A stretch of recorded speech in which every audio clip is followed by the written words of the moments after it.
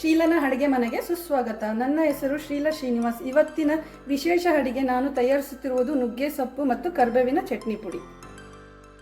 ನುಗ್ಗೆ ಸೊಪ್ಪನ್ನ ಚೆನ್ನಾಗಿ ಹುರ್ಕೋಬೇಕು. ಈ ಸೊಪ್ಪಿನಿಂದ ವಿಟಮಿನ್ ಎ ಮತ್ತು ಸಿ ಸಿಗುತ್ತೆ. ಜೀರ್ಣಕ್ರಿಯೆಯನ್ನು ಚೆನ್ನಾಗಿ ಬೋನ್ಸು ಗಟ್ಟಿಯಾಗುತ್ತೆ. ಗರಿಯಾಗಿ ಹುರ್ಕೊಂಡಿದ್ದೀನಿ. ನುಗ್ಗೆ ಸೊಪ್ಪು ಅರ್ಧದಷ್ಟು ಕರಿಬೇವು ತೊಗೊಂಡಿದ್ದೀವಿ. ಇದು ಕಣ್ಣಿಗೆ ಮತ್ತು ಕೂದಲಿಗೆ ತುಂಬ ಒಳ್ಳೆಯದು.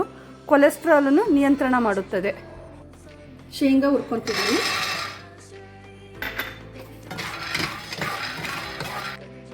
ಫ್ಲೆಕ್ಸ್ ಸೀಡ್ಸ್ನು ಹುರ್ಕೋಬೇಕು. ಇದರಿಂದ ಜೀರ್ಣಶಕ್ತಿ ಮತ್ತು ಹೃದಯಕ್ಕೆ ತುಂಬ ಒಳ್ಳೆಯದು. ಬಿಳಿ ಎಳ್ಳು ಹುರ್ಕೋಬೇಕು.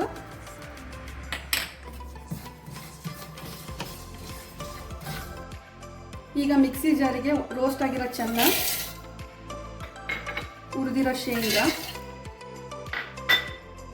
ಫ್ರೈ ಆಗಿರೋ ಫ್ಲೆಕ್ಸ್ ಸೀಡ್ಸ್,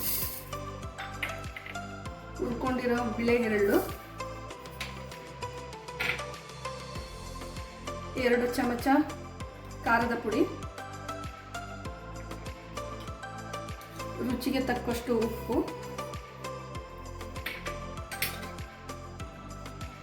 ಸ್ವಲ್ಪ ಹುಣಸೆ ಹಣ್ಣು ಮತ್ತು ಬೆಲ್ಲ, ಅರಿಶಿಣ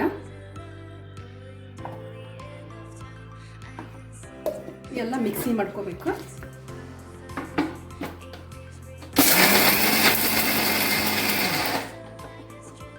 ತರಿಯಾಗಿ ರುಬ್ಕೊಂಡಿದ್ದೀನಿ.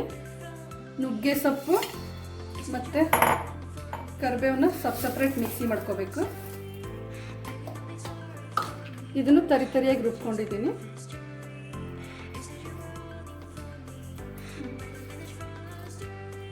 ಈಗ ಇದು ನುಗ್ಗೆ ಸೊಪ್ಪಿನ ಇದಕ್ಕೆ ಹಾಕಿ ಮಿಕ್ಸ್ ಮಾಡ್ಕೋಬೇಕು. ಇದು ಮಲ್ಟಿ ವಿಟಮಿನ್ ಮತ್ತು ದೇಹಕ್ಕೆ ಒಂದು ಪವರ್ ಆಗಿರೋ ಚಟ್ನಿ ಪುಡಿ ಆಗಿರುತ್ತೆ. ಡಯಾಬಿಟಿಸ್ನವ್ರಿಗೂ ತುಂಬ ಒಳ್ಳೆಯದು ಈ ಚಟ್ನಿ. ನುಗ್ಗೆ ಸೊಪ್ಪು ಮತ್ತು ಕರಿಬೇವಿನ ಚಟ್ನಿ ಪುಡಿ ನೀವು ಟ್ರೈ ಮಾಡಿ ಹೇಗಿದೆ ಅಂತ ಕಾಮೆಂಟ್ ಮಾಡಿ. ಇಷ್ಟ ಆದಲ್ಲಿ ಶೇರ್, ಲೈಕ್ ಆ್ಯಂಡ್ ಸಬ್ಸ್ಕ್ರೈಬ್ ಮಾಡಿ. Thank you.